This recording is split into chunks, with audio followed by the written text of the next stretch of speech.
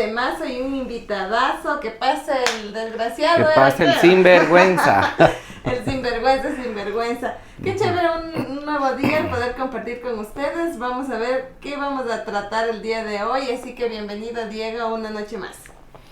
Hola Vivi, buenas noches, bienvenidos a todos y todas. Una noche más de Sinvergüencerías. Aquí dándoles la bienvenida, esperando que se conecten, que se unan, que nos acompañen y que puedan también interactuar con nosotros a través de las redes sociales. No se olviden que estamos a través de TikTok, Facebook y YouTube, ¿no es cierto? Sí, TikTok, Instagram, Facebook y YouTube. Muy bien, entonces nosotros somos Sinvergüenzas. Y próximamente vamos a estar en otras redes también, porque bueno, ahora yo creo que se ha expandido el tema de los streaming y las plataformas en donde poder realizarlo, algunas que monetizan, otras no, pero que sirven para que no solo capaz en Ecuador o en la circuncisión de la... Circuncisión. Circunscripción. Circuncisión es otra cosa. Quítate esto, ve que estás más allá, parece que estuvieras apoyada como reina. Pero bueno, entonces para mí es grato poder presentar al invitado del día de hoy, el abogado Pablito Poveda, que ha estado en las buenas, en las malas, en las peores, y ha sido más que también un docente, pues para mí un gran amigo y una gran persona y ser humano con quien hemos compartido muchas cosas, así que le doy la cordial bienvenida esta noche, Pablito. Muchísimas gracias, para mí también es un gusto compartir con ustedes ahora de sinvergüenzas, con este par de sinvergüenzas. Muchísimas gracias por la invitación. Creo que siempre es importante compartir también todos los espacios habidos y por haber para que la gente pueda un poco enterarse de lo que van haciendo ustedes, de lo que se está promoviendo. Hay muchas actividades, muchas ideas que han surgido de parte de la comunidad, de parte de ustedes también. Entonces yo creo que es importante que la sociedad se entere un poco de estas cosas y de la forma más jovial que podamos transmitirlas, pues estamos aquí para compartir. Así que muchas gracias. Qué chévere, Pablito, un honor tenerle. Estamos aquí con ni chicha ni limonada, era, ¿no es cierto? Así era es. ¿Qué era esto? El té. El tema de hoy es ni chicha ni limonada, entonces queríamos compartir, no sabíamos si chicha o limonada. Entonces para amenizar esto es un ni chicha ni limonada. Ni chicha ni limonada, exacto. Hay que ver qué es. Pero bueno, probemos. Está un poco heladito. Mejor pues, para chuchaqui. Pero bueno, compartan, difundan y denle tap, like y todo lo demás. Lo primerito en cajón para entrar de confianza con el Pablito, ¿es sinvergüenza o no es sinvergüenza? No, pues ya si tuviera vergüenza no estuviera aquí. Ya, eso es ser sinvergüenza, pero el otro sentido de sinvergüenza. Sinvergüenza, las cosas hay que hacerlas así de frente y asumirlas como vienen, y claro, si ya empiezas a tener vergüenza y a tener todas las cosas tapiñadas, ya serías cualquier cosa, menos un buen sinvergüenza. Muy bien. Muy bien, y entonces uno sinvergüencería por ahí que se acuerde, que diga chuta, esa vez. Yo creo que en la vida de cada uno van habiendo etapas y épocas en las que con menos responsabilidad cuando eres niño, con un poco de responsabilidad cuando eres adolescente o joven, y ya con mucha más responsabilidad en la parte de adulta. Entonces cada etapa va teniendo cosas que son como representativas, ¿no? de las sinvergüencerías que uno hace, ¿no? Tengo yo una tía muy querida que compartía con nosotros los chocolates. Hace 40 años atrás el manicho era como un lujo, porque no es que era muy... No todos comían. Claro, no todos tenían acceso. No todos podían comprar manicho. Claro. Pues, y más todavía los que somos de pueblo, los que somos de páramo o estamos lejos de la urbe, pues era un poco más complejo, ¿no? Y ahí las primeras sinvergüencerías, a hacer los canjes, los cambios, incluso por ahí alguno que si se podía escapar un chocolatín sin pagar y cosas así. De todo ha habido en esta vida. Bueno, eso ha sido inocente. Claro, eso es de la niñez, ¿no? Claro, eso es inocente, así como que todos hicimos alguna vez. Una pillería. Eso. Pero ahora en su etapa... Adulta que le haya marcado una sinvergüencería, Pablito. Pero Pues- esas que son así. Pero esas así que dan vergüenza. De esas que sí dan... Que le mantienen a uno toda la vida humilde. No, sí, hay lecciones en la vida y no quiero revelar nombres sino hechos, ¿no?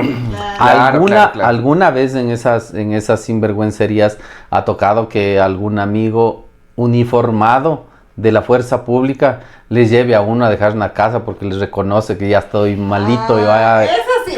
Claro, Eso sí. y sí, ha habido muy buena gente que dice, Pablo. O que un abogado Vamos. nos venga a salvar. Acolito. De una... Sesión solemne. O de algún de un accidente. accidente que nos iban a llevar presos, sí, también. Eso podría ser una sinvergüencería.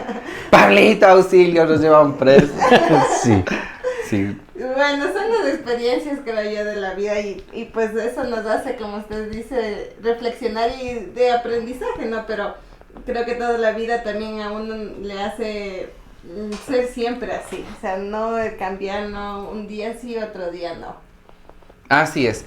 Pablito, una consulta. Usted, durante toda su etapa que ha vivido, ¿ha tenido que aguantar alguna sinvergüencería de alguien? Muchas, sí, han habido cosas, incluso que no solamente son sinvergüencerías así como pasajeras o de menor valía, ¿no? Hay cosas importantes en la vida en que uno se juega la carrera, la profesión, muchas de las veces la honradez de las personas y cada vez hemos tenido, no solo en el ámbito profesional, sino en el ámbito personal, gente que es muy sinvergüenza, ¿no? Hasta ahora sigo contando las deudas que tengo por cobrar, por ejemplo, ¿no? Y eso es algo que va mermando un poco la relación incluso de amistad, de familiaridad que puede haber con las personas y todo lo demás. Pero hay gente que es no solo sinvergüenza, sino es conchuda ya. Ya se pasan. Se pasan algunos. Dicen que la carrera de abogado es la más sinvergüenza. Que son ladrones con corbata. ¿Es verdad o no es verdad? Sabes que incluso en Ambato, cuando yo llegué hace 23, 24 años más o menos acá a Tungurahua en Ambato, al Palacio de Justicia se le decía incluso el Palacio de la Moneda. Y en algunas ciudades lo conocían así, porque decían que corría mucha plata. Yo he tenido, gracias a la suerte de contactarme con personas mayores, personas que han tenido pues un proceso un poco mejor que los actuales, quizá abogados que se han visto vinculados en una serie de eventos irregulares, gente que sí me ha enseñado, ¿no? Y tengo la gran ventaja de decir, han habido viejos que han permitido incluso hacer la consulta, ¿no? Y decirle, doctor, esta partecita, es decir, aceitarle a un secretario para que pueda un trámite surgir o dar plata por aquí y por allá, y me han dicho, Wambra, lo que tienes que hacer, hazlo como se debe, por la derecha. Y eso es un poco lo que a mí me ha mantenido quizá alejado de ciertos temas en los cuales sí se puede dar para la corruptela, ¿no? Sí. Sí. Entonces, eso quiere decir que Pablito ha tenido una muy buena escuela. Sí, yo me jacto de decir que tengo amigos y de hecho amigos que son mucho mayores a mí y me han enseñado principios y valores. Alguna vez alguno de los jueces me decía, ¿no? Si vas a empezar así, atente a las consecuencias porque no vas a terminar bien. El que comienza mal termina mal. Claro. En este proceso también que tienen los abogados que llegan a atacar, Sí. fiscal, juez Y de hecho, dentro de los profesionales que he tenido la suerte de conocer, hay gente que sigue siendo jueces no solo en esta provincia, quienes me han dicho, o sea, si esta rama, si esta materia, por ejemplo, no es nada desconocido, la rama del derecho que se dedica a la parte del tránsito o la parte de lo penal, es donde se mueve mucho más dinero, porque se juega con la libertad de las personas. Y entonces, en ese ámbito, en el ámbito delictivo, se mueve costos muy altos de honorarios y cosas por el estilo, y en esos discursos es donde empiezas también, ¿no? el tira y afloja de los costos pero también incluyendo ciertos valores que supuestamente tienen que llegar a funcionarios públicos. Y alguna vez un gran amigo me dijo a mí, si no vas a estar para aguantar esto, es preferible cambiarse de rama. Y es entonces donde yo me dedico ya a la parte de familia y a la parte de derechos humanos. Y cambio un poco la estrategia y me dedico a hacer mediación y arbitraje, ¿no? Y llevo ya muchos años acá prestando el servicio. O sea, si hay el otro lado y la otra parte también de este tema. Como en todo. Hablando de la profesión en sí, hablando de capaz lo que envuelve muchas de las profesiones, no solo esta en el tema económico de la corrupción, pero y la otra parte que es ya las leyes en sí. Porque hemos escuchado, sabemos que está el tema de que hay vacíos legales, de que falta que capaz esta ley se complemente con esta otra que existe, la duplicidad, y que eso hace que sigan existiendo estos procesos también de aprovechamiento para a veces irse en contra, o sea, ¿cómo sería? O sea, hacer algo corrupto pero que te salva porque hay un vacío legal, digamos. O sea, mira, tú puedes encontrar estrategias para poder con una norma o con otra norma apoyar a la gente para que salga adelante en sus procesos. Pero si mal utilizas la herramienta que es la norma, eso ya tiene que ver con el grado de conciencia o con el criterio profesional que vas poniendo dentro del proceso. Yo creo que hay una gran diferencia entre ciertas materias del derecho, por ejemplo, con las cosas en las cuales se maneja mucho dinero de por medio. Y yo creo que a este punto podemos decir, donde se mueve mucha plata, se mueve mucha corrupción. Y el problema es que la plata es la que ha ido haciendo que la gente empiece incluso a vender la conciencia y haya tanto sinvergüenza justamente por el tema de manejo de dineros, ¿no? O sea, donde ha fluido mucho dinero en el tema de contrataciones, en el tema de servicio público, en el tema de la parte de la política y todo lo demás, ahí es donde se ha demostrado. Y quizá las grandes muestras de corrupción que han habido están atadas a lo económico. En gran parte están atadas a lo económico. Entonces, yo creo que esa ficción de pretender o creer que el dinero te va a dar fama o te va a dar un puesto social o quizá te va a dar un estatus diferente de vida, ha sido lo que ha ido marcando un poco en la gente que se ha metido en estos movimientos, ¿no? Y claro, atrás de eso está un montón de cosas que ya llevan a los delitos. Y este cometimiento de delitos ahora tenemos una gran cantidad de gente que está pagando pena. Y a veces pagan justos por inocentes, ¿no? Porque en sí la familia no tiene nada que ver con lo que ellos hicieron, pero sin embargo se ven ya rodeados de este mismo círculo vicioso que permite que todo se vaya enlodando, todo se vaya ahí ensuciando y todo. En cuanto a lo que está pasando en el Ecuador, Pablito, quería hacerle una consulta. ¿Cree que es importante la pregunta que puso el señor presidente sobre el tema de la Corte Constitucional? O sea, yo creo que es muy importante la pregunta, ¿no? Pero no es correcta. ¿Pero qué van a responder?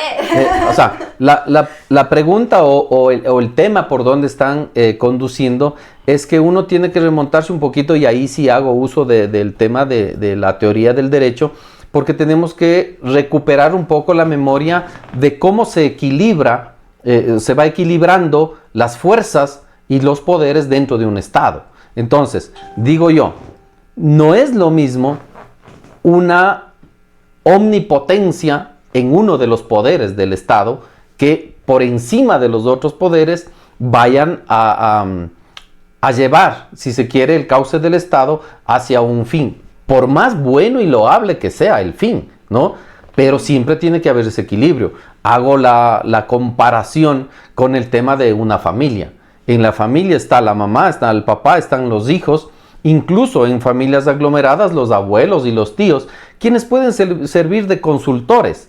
Y cuando la gente va a tomar una decisión, consulta a papá, a mamá, y tienes esos contrapesos, ¿no? Para ver cómo se va a ejercer. Entonces, claro, si yo quiero pedir el auto a mi papá para irme de farra, va a haber uno de los dos que diga, ojo, pero ten cuidado, o quizá le dice no es cierto? O hasta ciertas horas, o a qué lugares vas, o incluso te voy a dejar. Es decir, te ayudan o te facilitan las cosas, pero no necesariamente te dan puerta abierta para que hagas todo, ¿no? Entonces, en el Estado sucede lo mismo. El Poder Ejecutivo no puede, por la fuerza que tenga, vía democrática, si se quiere, pretender confundir al pueblo para que vote en una pregunta en la cual le den un poder de control a la Asamblea Nacional en el ámbito político sobre el Estado, sobre más bien el ámbito jurídico, ¿no? Y eso no puede pasar. El control del Estado muchas de las veces en el ejercicio del derecho está en la Corte Constitucional. Y no por eso se va a poner la política por encima de la norma. Y eso puede ser un pecado fatal para el Estado, porque a criterio de los señores asambleístas, ¿no? Ahora mismo está la noticia rondando por ahí, $200 millones que pide el señor Bucaram, porque el Congreso no debía haberle, o quizá haberle calificado como le calificaron para la destitución. Y entonces, claro, van a haber ese tipo de reclamaciones. ¿Por qué? Porque se hacen juzgamientos políticos sobre algo jurídico. Y entonces no va a guardar equilibrio el Estado y vamos a terminar Dios sabe dónde. Es complicado. Creería yo que sí, o sea, creería yo que sí, que no sería importante el tema de juzgar una asamblea. Como veía el otro día en la televisión, un constitucionalista decía que alguien que tiene no un rango inferior, pero sí un tema de preparación académica muy inferior, requisitos para ser elegido muy básicos, no podría juzgar a una persona que para poder ser magistrado de la Corte Constitucional tiene que tener cuarto nivel, tiene que tener, en especial, encima tiene que tener integridad y no haber estado involucrado en hechos dolosos, ni mucho menos. Claro. Entonces, ¿con qué calidad moral un asambleísta podría decirlo? Bueno, la calidad moral, hermano, dejemos eso para que Dios averigüe y juzgue, porque sí hay gente que se atreve a juzgar a quien quiera que sea. Más allá del tema moral, yo creo que hay que conservar los equilibrios de las fuerzas que tiene el Estado en el sistema de control. Los jueces tienen su propio sistema de control. Entonces, no es que ellos puedan hacer y deshacer lo que les dé la gana, perdón el término, pero no están en esa libertad. Tienen un marco constitucional, un marco convencional, sobre el cual ellos tienen que jugarse su profesión y su carrera, ¿no? Hay jueces que han sido destituidos por unas y otras cosas. Entonces, ya teniendo un sistema de control, no se puede decir que la política tiene que gozar de más fuerza para controlar al órgano jurisdiccional. Eso no me parece por nada saludable para una democracia. Exactamente, porque eso es lo que se busca y bueno, eso ha conllevado igual un debate que, por ejemplo, hoy lo estamos como aprendiendo también y entendiendo desde otro punto de vista, pero hay muchas personas que desconocen el procedimiento o todo esto que nos acaba de explicar y hace que capaz solo el voto sea un sí o un no porque es que es el presidente o es que entonces... Es que es la democracia, ¿no? Ese es el gran discurso. Es que es la democracia, pero claro... Quien manda es el pueblo. En función de la democracia han habido atropellos también súper grandes. Y de hecho, en la democracia, dependiendo de cómo se manejen los discursos, se han llegado a tener a grandes mentirosos también en el poder. Entonces, no significa simplemente que porque somos demócratas vamos a consultar al pueblo y la voluntad del pueblo es la voluntad de Dios, por tanto, hagámoslo. Hay cosas que hay que ser mucho más mesurados y saber cómo estructuralmente hay que mantener la institucionalidad del Estado, porque eso hay que garantizarlo. Si no, yo no quiero juzgar a quienes están o han pasado o estarán en la Asamblea Nacional, pero para ser asambleísta tú necesitas, como decías Diego, un requisito básico. Ser humano, ciudadano, 18 años, cedulado y ya está.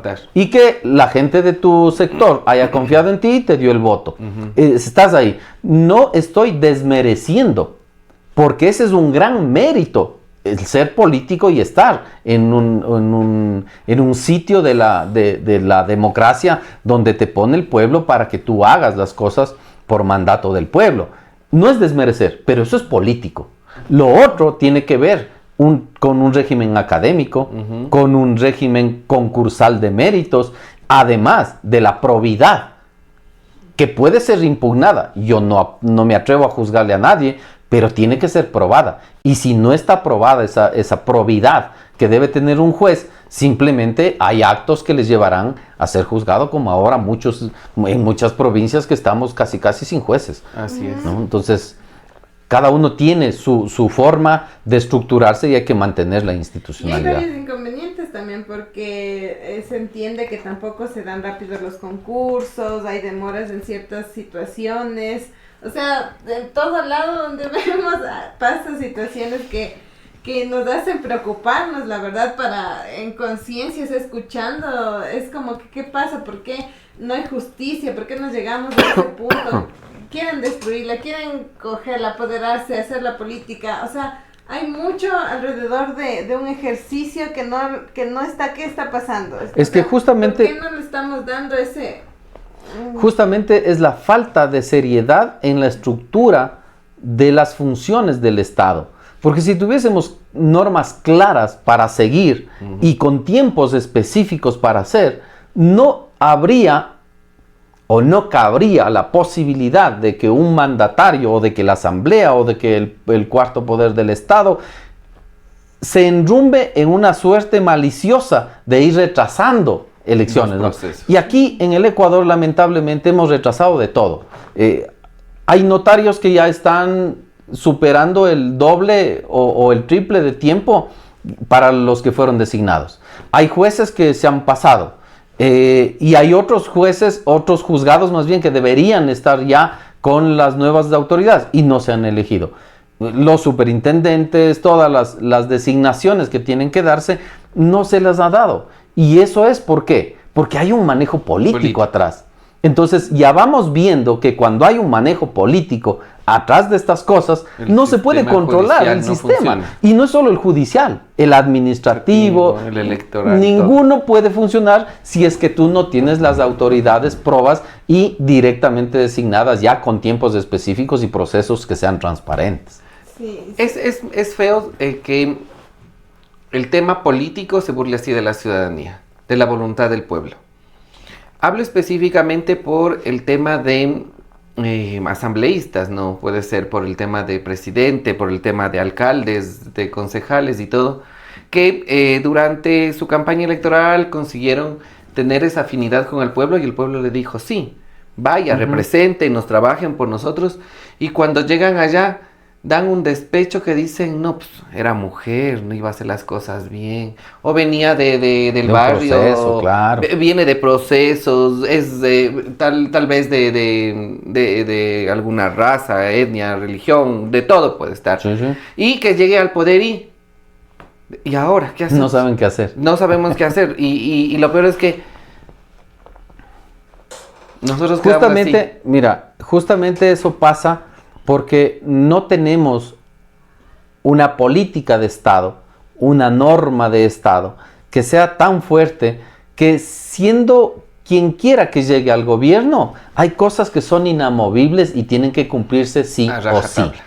Lamentablemente, el gobierno que llega manipula a su conveniencia todo lo que quiera. La Constitución dice, hay un porcentaje de dinero que hay que asignar a salud, a educación, pero es obligatorio, forzoso, que ni siquiera te pide un cálculo. Pero mira tú, lo mismo pasa en el COTAD con los GATS parroquiales ahora, que para ciertos segmentos poblacionales existe un porcentaje de su presupuesto necesariamente para asignación.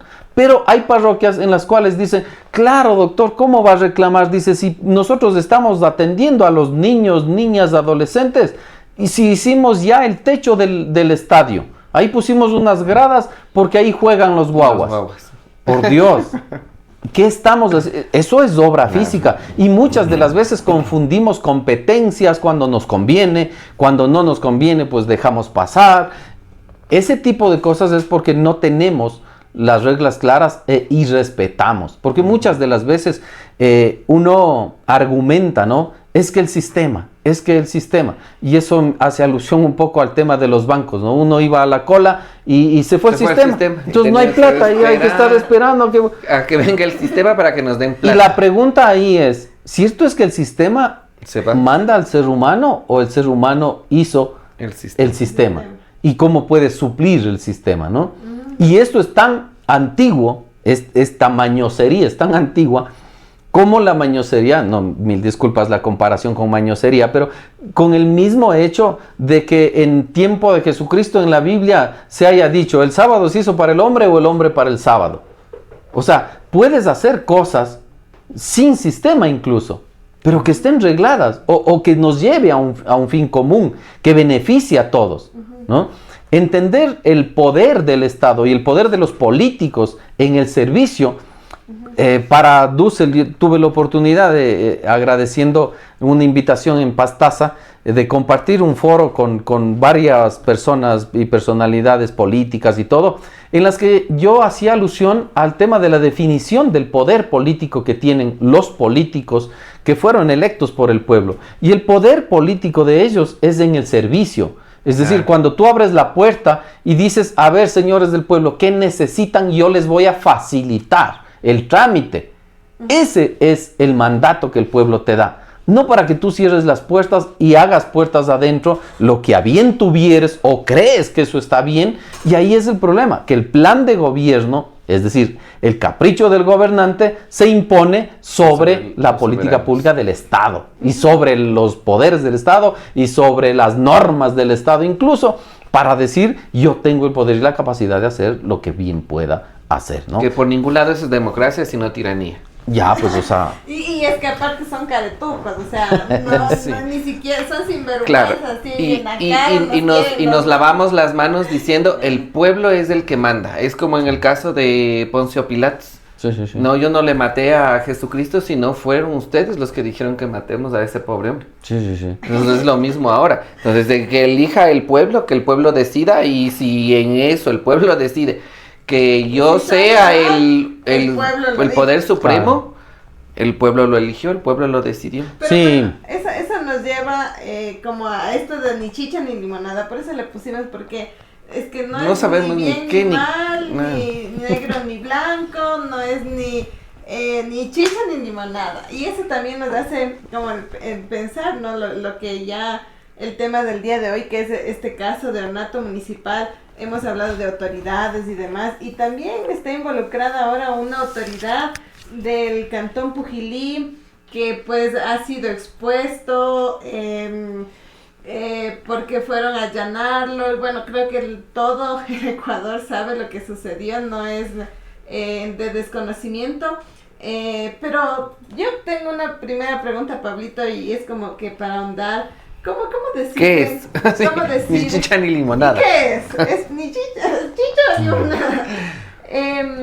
Más allá del chisme también, porque yo entiendo que esto también ha causado morbo y ha generado hasta también odio, violencia en redes. Es horrible. Y los medios de comunicación no han sabido también cómo tratarlo en sentido de su orientación sexual, que es otro tema muy aparte, pero en sí de cómo, o sea, del acto cometido, que no sabemos si es verdad o mentira, que está haciendo un proceso investigativo. Entonces, ¿cómo se da estos procesos, Pablito, de investigación? O sea, inicia, digamos, yo pongo esta denuncia, empieza el proceso de investigación, ¿quién investiga para llegar como a este allanamiento? Y el nombre del caso de ornato municipal, o sea, hay nombres, ¿no?, que le ponen, pero ¿cómo surge esto hasta llegar a este primer momento? Bueno, ahora ni siquiera se han puesto de acuerdo en el nombre, porque unos le llaman el ornato municipal y el Estado ha querido llamarle de otra forma al proceso este de investigación. Esto tiene un paso anterior, como tú decías, del tema investigativo. Se empiezan a investigar porque Contraloría General del Estado puede hacer el control del gasto público y empiezan a detectar ciertos indicios, se llaman, ¿no?, indicios de responsabilidad, y puede haber responsabilidad administrativa, responsabilidad civil e incluso responsabilidad penal. Cuando existe responsabilidad administrativa, podrían llevarte hasta la destitución. Cuando es de responsabilidad civil, a la restitución de los dineros, y en el caso de lo penal, tanto una sanción, una pena, y la restitución de los rubros económicos que estén comprometidos.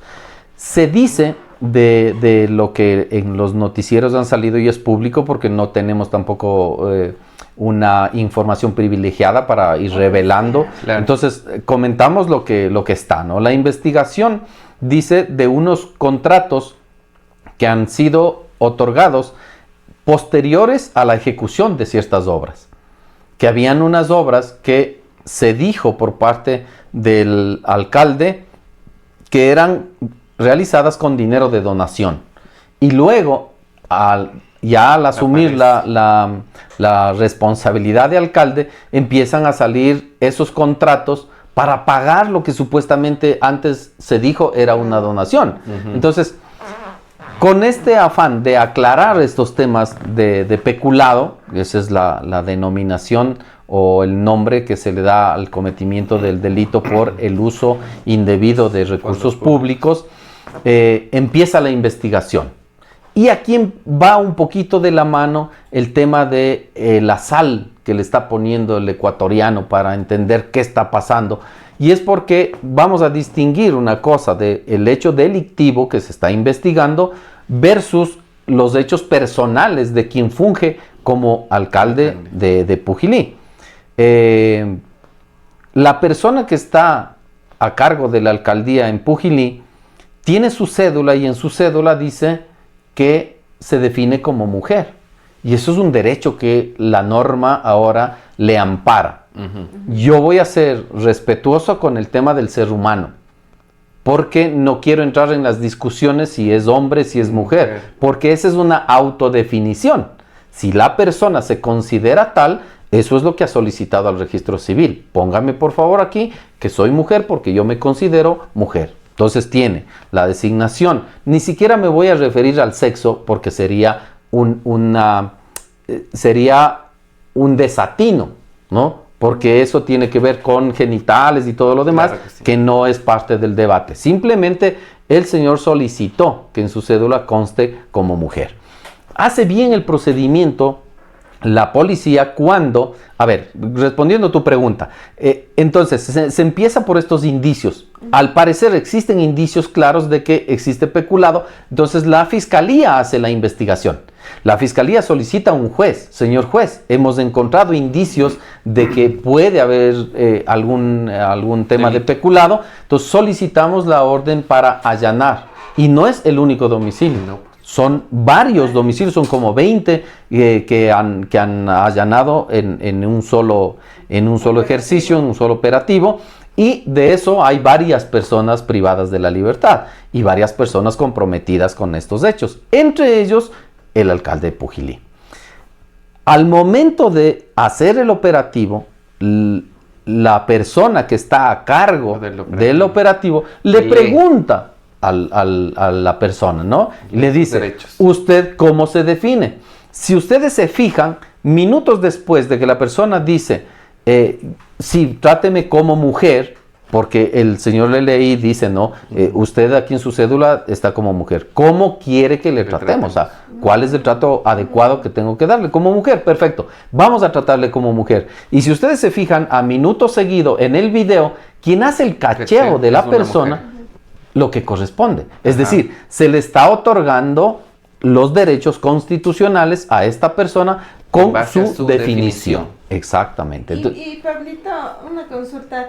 También se habla del tema de ocultar el rostro de un PPL, o sea, de una persona, en este caso que está siendo investigada. O sea, eran imágenes así, o sea, se veía crudas, todo. Y eso también, o sea, me llama la atención porque hay muchos otros casos en los que, claro, les tapan el rostro, ni se les ve. O sea, ¿eso estuvo también acorde o si hay ahí algo? Mira, hay ciertos juegos, y yo lo categorizo así como juegos para volver un poco más mediático, y lo que decían antes, es un poco el morbo de la gente, ¿no? Ajá, y llega no solamente por lo que mediáticamente se hace. Ojo, las grabaciones las está haciendo alguien que es parte del operativo. Ojo que esos operativos son secretos. Y los hace inteligencia militar, inteligencia policial, la fiscalía, el juzgado. Generalmente los policías están al mando del tema. Entonces, el que graba o es prensa invitada que goza de ese privilegio o es alguien de la parte oficial. Y entonces, claro, ellos hacen oficialmente pública la imagen de qué es lo que pasa. Pueden haber en ese momento ciertos rasgos de deshumanización, si se quiere, de la persona. Y ojo, estoy hablando de la persona que es inocente y debe conservar su capacidad de inocencia hasta que se demuestre lo contrario. Por tanto, esta persona, ¿cómo puedes tú exhibirle si ni siquiera está demostrado procesalmente su culpabilidad? Entonces, es por eso que se pide que por favor se resguarde no solamente la información de la investigación, sino también un poco el trato humanitario. No puede ser que para ciertas personas en un momento dado esas imágenes resulten degradantes, si no crueles, por lo menos degradantes de lo que habla la Convención Americana de los Derechos Humanos y dice, no hay que darle tratos inhumanos y degradantes a las personas, aún siendo en la condición en la que están, imputados de un delito o investigados por un delito o incluso siendo las personas que están siendo ya procesadas con formulación de cargos. No puedes imputarle mientras no hay una sentencia en firme. Entonces llegamos hasta el punto de este allanamiento. De ahí obviamente se volvió mediático, nos levantamos literalmente con esa noticia porque como que fue a la madrugada. Claro, fue la primera noticia. Y todo era esa noticia. En canales nacionales y en redes sociales. Exactamente, y eso también generó, bueno, ya como yéndonos, yo también quiero como mencionar algo, como una opinión muy personal del hecho de lo que significa para la comunidad LGBTI más, el que haya también, o que exista una representatividad en un cargo como este, que llegó, ¿no? Y que da visibilidad a la población y que nosotros también tenemos derechos y demás. Eso no tiene nada que ver con lo que él haya hecho o cometido o lo haya o no realizado. Sin embargo, creo que también la comunidad se ha pronunciado, hay diferentes organizaciones sociales, la comunidad trans mismo, que es quien ha sentido más de esta, por así decir, afectación al hecho de la identificación, porque capaz no se le mira como dice la cédula, ¿no? Que es otro tema y capaz en otro momento lo tocaremos, pero ha sido esto como para tomarlo como burla, violencia, discriminación, para que en todas las redes sociales inicie, no sé, o sea, ya ni siquiera leer, y uno que está muchas veces ya, como saben decir, con el aceite que todo le resbala, pero volver a retroceder en algo así es muy complicado, es difícil. Yo creo que el inicio de la publicidad sobre este tipo de actos es someter al escarnio público a una persona o a ciertos actos. Y eso, confundido con el morbo que existe ahora en la sociedad por el alto grado de violencia, porque incluso esas imágenes pueden ser violentas en un momento dado. Imagínate tú, para su familia, para la gente de la sociedad, donde estas personas se desenvuelven. Y asimismo, lo otro es ponerle al escarnio en su comunidad, aparentemente su comunidad, ¿no? Porque después ya se han manifestado, como tú dices, la comunidad LGBTIQ+, se ha manifestado y ha dicho, ojo, tampoco es que esta persona haya solicitado o haya estado en contacto con la comunidad para pedir el respaldo o para beneficiarse un poco del espíritu de cuerpo que puede hacer la comunidad, que en muchos de los casos ha funcionado. O sea, aquí en Ambato hemos tenido casos en los que la comunidad se ha levantado a respaldar a una persona. Así es, pero yo creo que no sería necesario el pedir como que el permiso hacia la comunidad. Claro, no es oficial, ¿no? Yo en mi posición personal diría el respetar los procesos que sean, las luchas que se han venido dando. El tema de identificación o el cambio de sexo y género en la cédula ha sido una lucha constante que se ha venido teniendo a través de muchos años por el tema trans. Porque han sido violentadas, porque en el mismo caso la policía antes no sabía cómo tratarles, los transvestis iban a cárceles de hombres donde se les abusaba sexualmente, muchas veces hasta se les mataba. Entonces, para evitar eso y proteger a la comunidad trans se hizo este logro y este avance en el tema de derechos humanos. Y por la misma autoidentificación que existe como persona y ser humano, llegar ahí. Y ahí tocó algo súper importante el Diego, que es lo que se vive también dentro de las cárceles. Y sobre todo para la comunidad LGBT, que no es lo mismo que la heterosexual. O sea, digamos que es en más proporción. El tema de violencia en las cárceles me imagino que debe ser en todo. Pero es en más proporción el tema de lo que ha sufrido en nuestra comunidad, hablando de cuando antes también era penado, ¿no? Y que ser homosexual, yo decía, medían el grado de homosexualidad y nos ponían los años para estar en la cárcel, digo yo. Entonces, esos procesos inhumanos que hemos visto y vivido o nos han comentado, el ahora también capaz, desde un punto de vista que el alcalde haya decidido y tomado capaz el proceso de realizar el cambio. Y hay algo también que yo me pregunto y capaz algún momento él mismo podrá salir, el tema de autoidentificarse así en un documento, pero también ser tratado. Entonces capaz ahora estamos vulnerándolo porque estamos hablando en masculino cuando debería ser alcaldesa y otro todo el tema de terminología y demás. Es que mira, un poco haciendo uso de un adagio popular, hay que ser y hay que parecer, ¿no? Si la persona se define como mujer, no es chicha ni limonada. Simplemente de su lugar, dése su lugar y llámese alcaldesa. Pongan un vicealcalde varón, como correspondería. Sí estuvo los 2 primeros sí, años pero que cambió.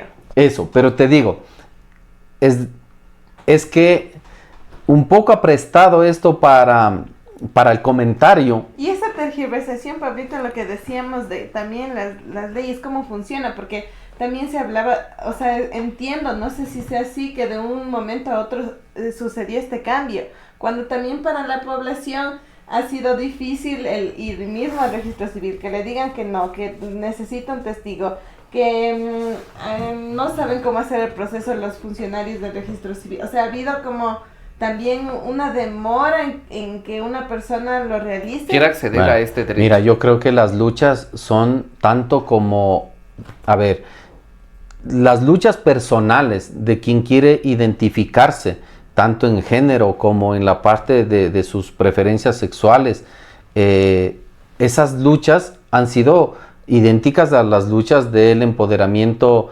étnico, racial, femenino en su momento, laboral, de todo, ¿no es cierto? Entonces, esos procesos no son de la noche a la mañana, pero ya una vez que se logran, sí pueden hacerse cosas de la noche a la mañana. Es decir, el cambio no es sino un trámite administrativo, ir al registro civil, cumplir los requisitos y te cambian la cédula, te sacas la nueva cédula y ya está. Entonces, ahora, claro, lo utilizan un poco para el discurso y decir, coincide la fecha del cambio en su cédula, coincide con el inicio de las investigaciones. No sé si días más, días menos, pero es una forma de ir atando cabos, quizá con una especie de morbo en eso también, ¿no? Sí. Porque pudo haberse cambiado el día anterior. ¿Cuál es el problema? Simplemente el día del operativo cumplió la policía con preguntarle a la persona porque en su cédula se identifica tal, ¿no es cierto? Entonces, yo creo que en esa parte no cabe discusión más allá del irrespeto que podamos tener con la persona.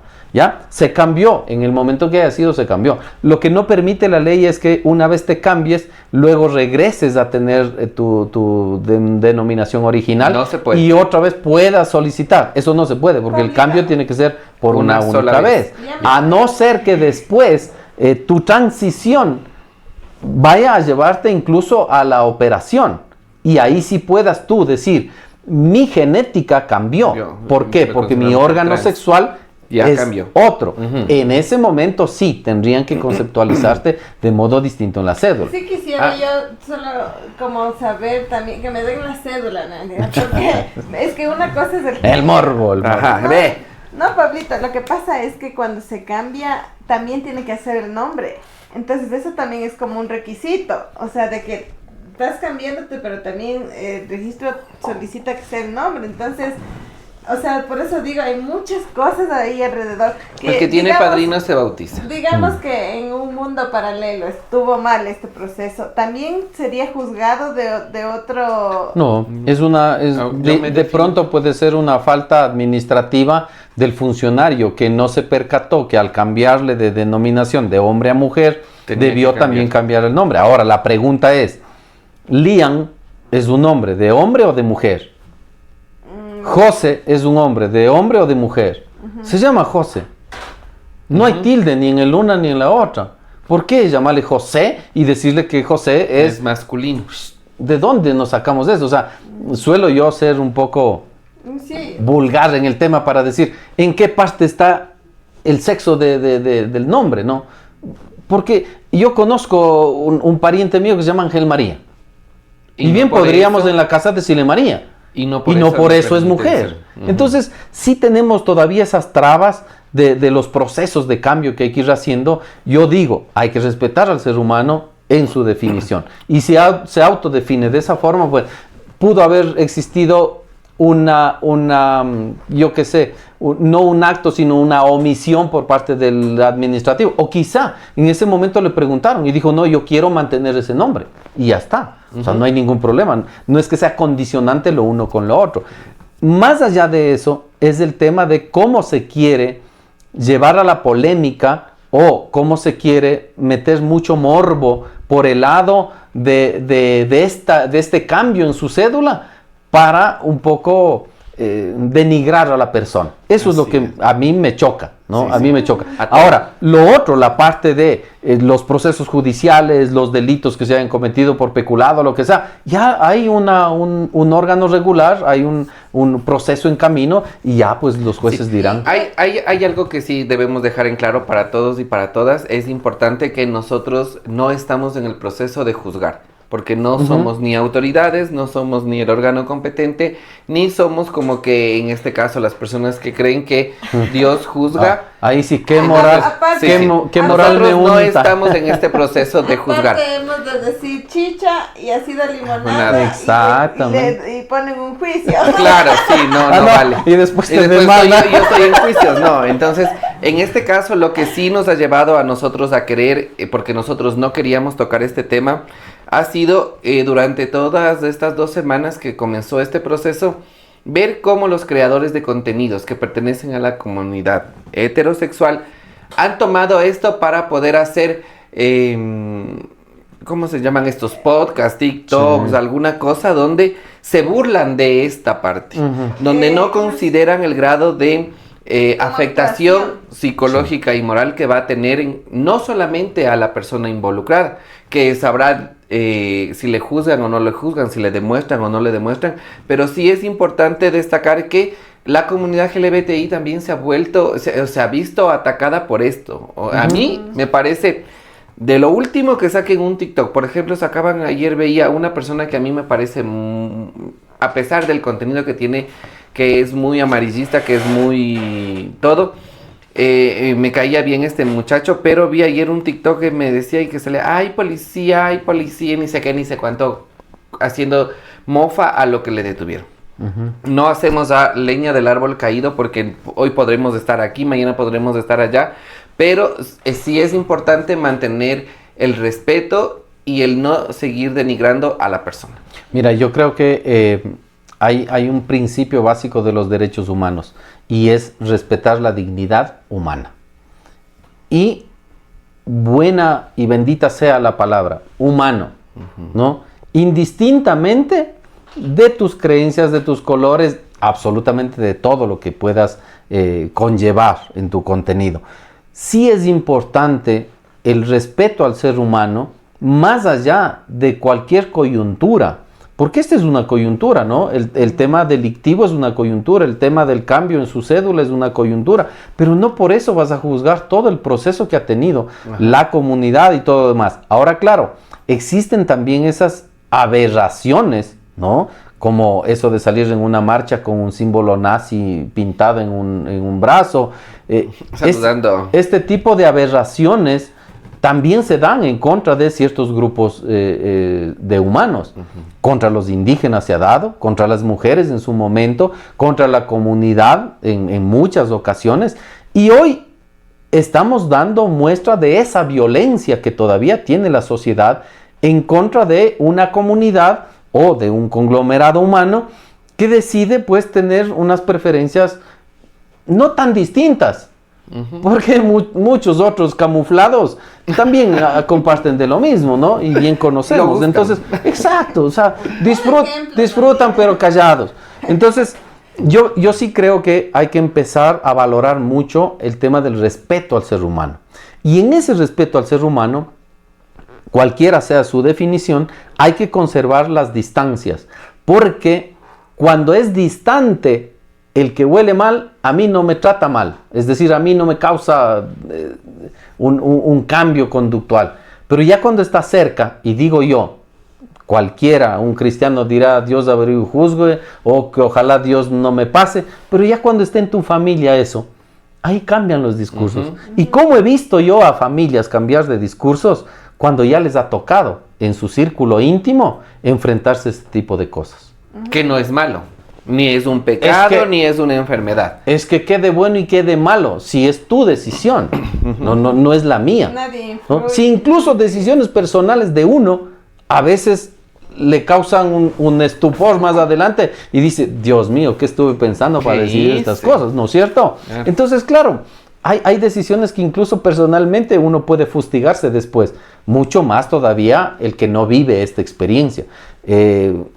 De Dios goce y en paz descanse, Reinier me decía alguna vez discutiendo la teoría queer antes de uno de los seminarios de Canadá, conversábamos y decía, él me decía a mí, ahí es donde tú tienes que hacer una pausa, cuando yo decía en qué punto uno tiene que empezar a luchar con uno mismo para enfrentar su realidad de convicción o de decisión sobre estos temas de sexualidad.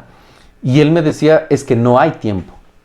No hay tiempo, no hay forma, no hay nada. Eso te llega y se acabó. O sea, tú decides en un momento, tras un proceso largo o corto, conflictivo o no, pero decides en un momento, ¿no? Y eso les ha pasado a todos los de la comunidad. Igualito que a uno, digo yo, cuando es heterosexual y quiere casarse. O quiere noviarse con alguien. Uno hace un proceso, rápido, lento, lo que sea, pero hace un proceso para dar el cambio y la transición. Y entonces uno tiene que estar consciente de que estas cosas muchas de las veces tienen rechazos sociales todavía, rechazos sociales serios, ¿no? Resultan aberrantes, enfermizos, digo yo, y un poco quizá dignos de rechazo, porque no es justo que a un ser humano le estén estigmatizando por una u otra cosa, ¿no? Sí. Ahora, Pablito, vamos a un tema súper importante que existe dentro de la comunidad. Antes solo de pasar, Pablito, quería que usted mismo lo mencione como nos decía antes de iniciar, que igual este proceso del cambio no tiene nada que ver con el proceso judicial. O sea, no le dio más beneficios, no le quitó, no hizo que le capaz... Si le perdonen que se robó. O que no robó, claro. A ver, un poco en las redes sociales, en las noticias ha estado el tema de esta persona está utilizando este cambio para beneficiarse. Pregunta básica es, ¿dónde está el beneficio? Eso es a lo que iba. Si esta persona tuviese un respaldo unánime, generalizado de la comunidad, podríamos decir, este es el beneficio público, notorio, de un discurso fuerte, porque toda la comunidad sale al respaldo de esta persona. No ha pasado. ¿Cuál es el otro beneficio que puede tener? En cuanto a la investigación y a los delitos cometidos, no interesa cuál es su género, ni su sexo, ni su definición. No interesa para nada. Entonces, en esa parte no se va a beneficiar. Y me van a decir la única posibilidad que queda. Pero es que está en un centro de rehabilitación para mujeres. Ya, ese puede ser el beneficio, si es que así quieren llamarlo. Está privado de la libertad. Está en un medio también de violencia. Está también en un centro donde sabemos que rehabilitación. No hay como programa comprobado de rehabilitación. Entonces, está privado de la libertad, está en un medio, sí, donde él se identifica como mujer entre mujeres, no más. Ahora, si a esto le queremos llamar beneficio, yo diría que simplemente él lo que está haciendo es evitando que al ser identificado como mujer en un centro de rehabilitación donde estén solo varones, sea sometido a vejámenes, a violencia física, violencia sexual y un discrimen completamente marcado. Entonces, esas cosas hay que evitarlas. ¿Cómo evitamos? Utilizando la definición que él ha optado en su cédula. Y entonces ahora está donde debe estar. Así de sencillo. Entonces no veo yo la gran oportunidad que haya tenido para beneficiarse de eso. Porque la pena, sea hombre o sea mujer, defínase como él se defina, simplemente va a ser la pena que el delito le da. Y que recordemos también que no solamente existe este tema de violaciones y a los derechos humanos y a tantas cosas, no solamente existen las cárceles de varones, también. En las cárceles de mujeres también puede haber esto. Sí. Entonces no sabemos si puede estar libre o no de los riesgos adicionales que puede conllevar esto. De que se haya convertido en una persona juzgada y todo, creo que ya sería lo suficiente como para seguir que la sociedad le siga dando hacha y machete al pobre José Arroyo, que desde luego todo Ambato lo conoce porque durante muchos años José se desempeñó aquí como un gran diseñador de modas, vistió reinas, ganó reinados, fue una persona muy querida por mucha gente. Entonces creería que sí, deberíamos parar mucho este discurso de odio, este tema de seguir discriminando, de seguirnos mofando, porque no solo afecta a unos, afecta también a jóvenes que tal vez quieran identificarse, que quieran salir del closet, que quieran definirse, y por cuestiones de que la sociedad sigue discriminando, sigue vulnerando derechos, sigue teniendo como el chiste parte de su gran vivir, que para los otros no puede ser un chiste, hace y limita que ellos puedan expresarse y ser libres. Ha habido preguntas, ¿no? Dale. No hemos interactuado mucho. Ay, perdón, es que el Pablito tiene una lengua, Diosito. O sea, yo creo que ha estado muy interesante en realidad porque es un tema que es controversial. Pablito. Y créanme que decíamos, y gracias. Ahora, ¿cómo hacemos? ¿A quién invitamos? Y obviamente nosotros conocemos también de su, aparte del ser humano, creo, de su profesionalismo y lo que usted conoce, que nos hace así, pero sabíamos que era la persona indicada para tratarlo. Muchas gracias. Entonces, bueno, voy a saludar a quienes han estado por aquí. Al Santi, que ya tiene teléfono. El Steven ya tiene teléfono, no tenía, ahora ya tiene. ¿En serio? Sí. Y ¿cómo se llama? ¿Por qué me haces así si él sí me contó que no tenía teléfono? Entonces yo no digo nada. Yo no he sabido. Yo no sabía entonces. Es que sí solo pensé que me contó a mí. No, a mí sí me mandó un mensaje. Ah, ya. Dijo que se le dañó. Y ya, entonces, al Steven Ortiz, al ex-rey del 2023. Asomó, vive todavía. Buenas noches, dice. Niña. Hola. A ver, Maurito, el señor producción ha estado callado también, no ha opinado, señor producción. ¿Qué opina? Que diga algo. Solo le vi así. Hola, así. Al Fernando Javier Vaca, saludos estimada Vivi Paul, es nuestro amigo de Riobamba, uno de los activistas de Riobamba. Ah, qué lindo, hola, no me acuerdo, pero hola. ¿Qué pasó? Ahí tienes un saludo, no sé quién será, ya vas a leer. Dice, pero no existe requisitos de prueba para cambiar su género en su cédula. Si existen requisitos en el registro civil, me imagino. Otra, ¿cómo evitar que personas no trans usen derechos que no les corresponde? El Francisco dice mi culpa, al del Santiago, debe ser, no sé. Un saludo para mi profe favorita, Pablito, dice. Su única alumna negra y chévere, la Carla Miranda. No sé si... Sí. ¿Sí se acuerda? Claro, ¿cómo no? Es nuestra amiga. Así no. Chévere. Aquí estoy aún vivo, dice, me alegra mucho que estén muy bien. Ay, qué lindo. Sí, saludos para Oiga, todos y para esta todas. pregunta, ¿Cuál es el- otras personas han utilizado el tema del cambio del sexo para beneficio. Había un caso de un padre de familia que había realizado eso porque estaba en un juicio, entiendo, de tener a sus hijos y lo había realizado. No sé si lo conoce. A ver, el tema, cuando la norma te permite ciertas cosas para mujeres distintas a los de varones, ahí sí puedes o podías buscar un beneficio. Por ejemplo, en el tema de la tenencia, podría haberse dado cierto grado de manipulación de esa información porque el Código de la Niñez y la Adolescencia, antes de la última reforma, decía que se puede dar la tenencia de los hijos hasta los 12 años cuando tengan una condición idéntica al papá o a la mamá. ¿Sí? Y se prefería a los hijos menores de 12 años a la mamá. Y entonces ahí sí, si tú tienes ya en la cédula la designación como mujer, podrías haber solicitado al juez que en una alegación jurídica sea tratado como la mamá y pueda beneficiarse de estas cosas. Pero ya luego de la reforma, pues no existe la posibilidad de que una persona se beneficie en este caso, ¿no? De eso en más, yo creo que hablar de beneficios por que una persona diga soy parte de la comunidad o me declaro con esta definición, yo creo que no es que tenga en esta sociedad un gran beneficio.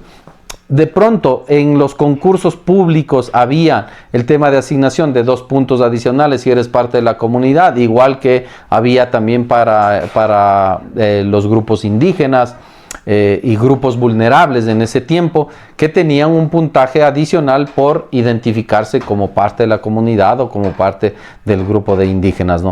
Entonces, en ese ámbito podría haberse pensado de alguna forma de beneficio, pero más allá de buscar un beneficio de las minorías, era lo que llamaban en ese tiempo una política afirmativa, ¿no? Una política afirmativa que ayudaba a que esta persona pueda llegar a cierto grado de equilibrio con las otras personas que no tenían esta desventaja. La desventaja de ser discriminado, de haber nacido en una ciudad, en un sector distinto, de tener, yo que sé, una historia de discriminación distinta, igual que la comunidad. Entonces, en estos casos, sí, lo que se trataba es de tener políticas afirmativas para un poco equilatar ese tipo de fuerzas, ¿no? Lo mismo que para ciertos grupos públicos con el tema de la relación laboral, se hablaba en un momento dado de favorecer, por ejemplo, esta paridad de hombres-mujeres, ¿no? Sí, porque en ciertos ámbitos de dirección empresarial o temas de función pública se elegían normalmente como que a los varones. Y después de eso, la lucha de las mujeres y el feminismo ha hecho que también se guarde cierta relación. Y ahí es donde se decía, a ver, si va a ser alcalde varón, sea alcaldesa quien le siga. Si va a ser mujer la alcaldesa, pues que sea el vicealcalde, sea varón. Un poco para ir equilatando estas fuerzas, ¿no? Pero de ahí en beneficio, como para decir, claro, es un privilegio ser parte de, yo no lo vería desde ese lado. Sí, justo yo creo que la pregunta también va al hecho de que si yo me voy al registro civil, no siendo de la comunidad, y capaz yo menciono, necesito que me cambie el sexo a hombre, y no hay como un paso más o un requisito como más para que se dé ese cambio en realidad. Yo creo que entramos en un punto bastante delicado en temas de género, ¿no? Porque, a ver, una cosa es que en la cédula te cambien la definición, si eres hombre o mujer, pero eso no significa cambio de sexo. O sea, física y biológicamente no hay un cambio de sexo, hay un cambio de la identificación de la persona. ¿Cómo te identificas? Si como hombre o como mujer. Claro, yo puedo identificarme también como grupo racial afroecuatoriano o como indígena, y eso es libre, pero no causa el mismo estupor o la misma reacción social decir yo me identifico como mujer a que yo me identifique como indígena. Muchos de mis amigos saben que yo siempre digo que no soy un único blanco en mi pueblo, donde el 99% es población indígena, entonces sería raro que yo sea el único blanco. Entonces, sí, yo llevo mucha carga y América Latina tiene mucha carga de la parte indígena. Entonces, de alguna forma, yo incluso podría decirte, me identifico como indígena y eso no va a causar mayor estupor. ¿En qué les afecta que una persona que le han conocido como hombre se identifique como mujer? Mientras haya el respeto, mientras haya la consideración y el mismo ejercicio de derechos, tanto para unos como para otros, pues simplemente pueden seguir viviendo en sociedad tranquilamente.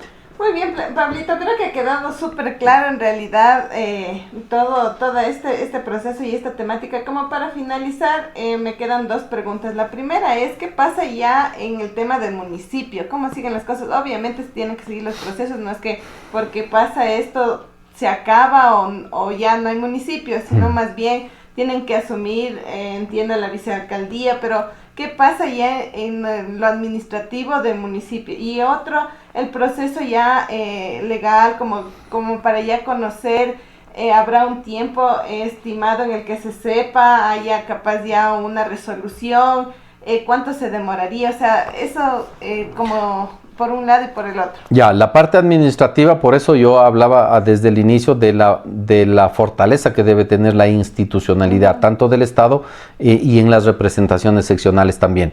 La alcaldía o el municipio de Pujilí sigue funcionando con cierta normalidad. Asumió ya la vicealcaldesa de Pujilí, asumió ya la alcaldía.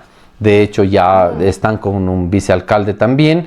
Pero es de inmediato. Y está funcionando, claro, porque no puede quedar sin alcalde un cantón.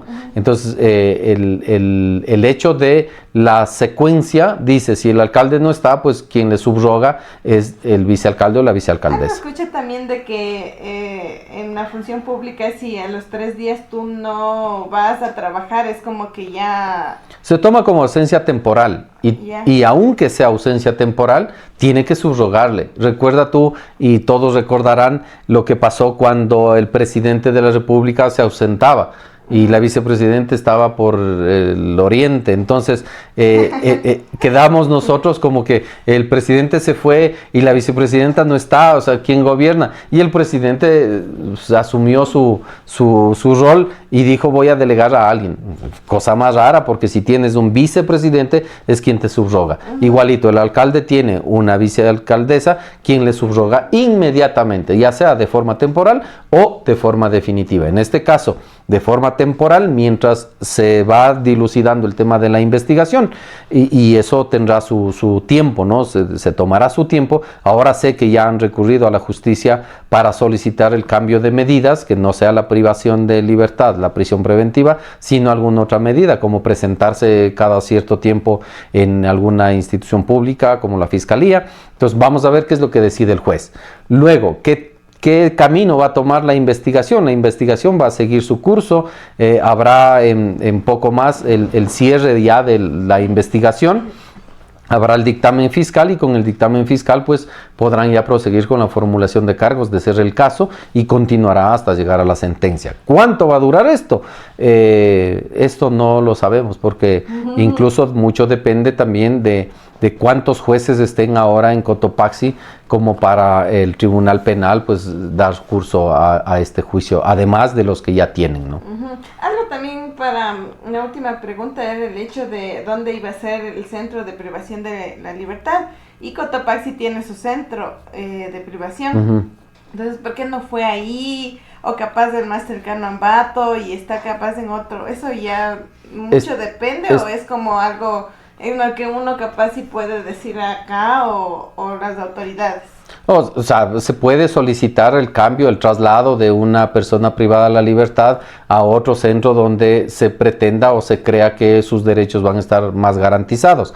En este caso, la disposición del juez, de lo que tengo entendido, es que se traslade a la ciudad de Quito, ¿no? Y en Quito es donde le privan de la libertad a esta persona. Entonces, es un poco a sabiendas de que no va a ponerse en riesgo la integridad física y la vida de esta persona. Muy bien.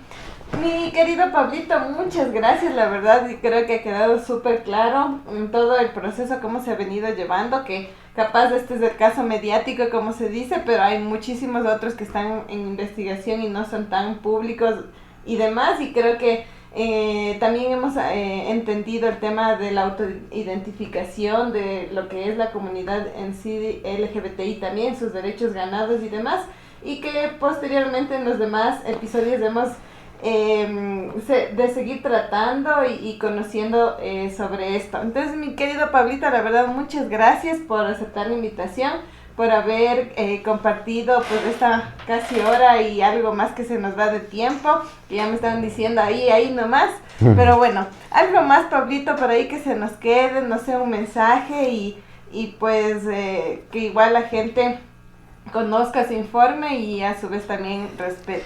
Bueno, yo creo que lo importante es seguir las noticias oficiales si algún interés tienen en el caso y no vayamos a sobreponer el tema de las opiniones viscerales por encima de la objetividad que uno hay que tener.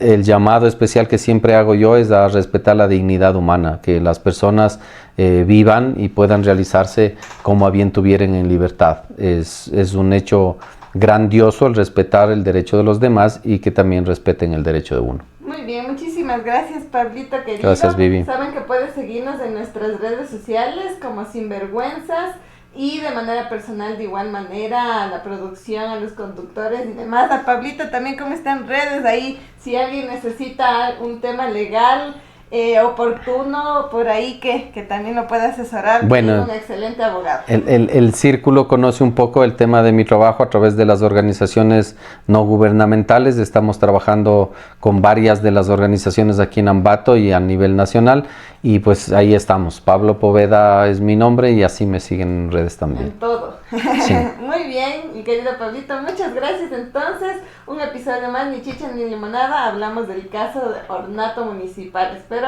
haya estado todo claro y si hay alguna consulta o algo nos pueden avisar.